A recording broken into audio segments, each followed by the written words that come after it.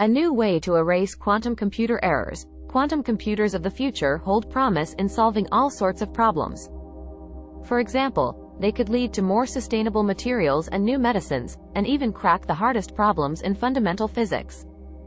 But compared to the classical computers in use today, rudimentary quantum computers are more prone to errors.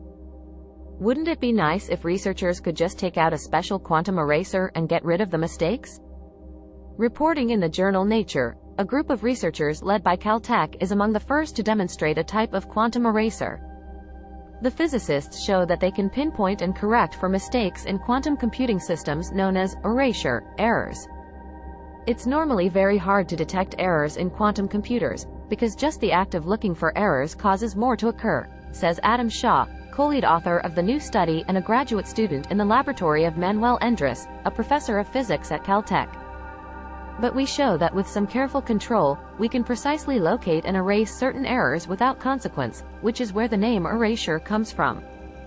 Quantum computers are based on the laws of physics that govern the subatomic realm, such as entanglement, a phenomenon in which particles remain connected to and mimic each other without being in direct contact.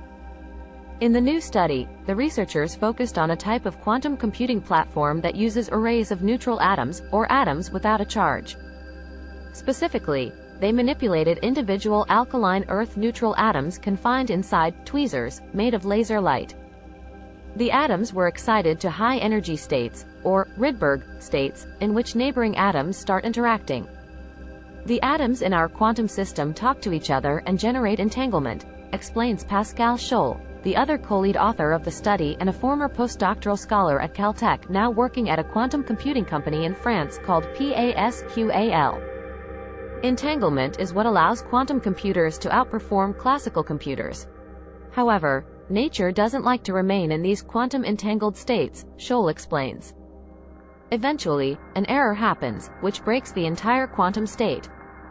These entangled states can be thought of as baskets full of apples, where the atoms are the apples.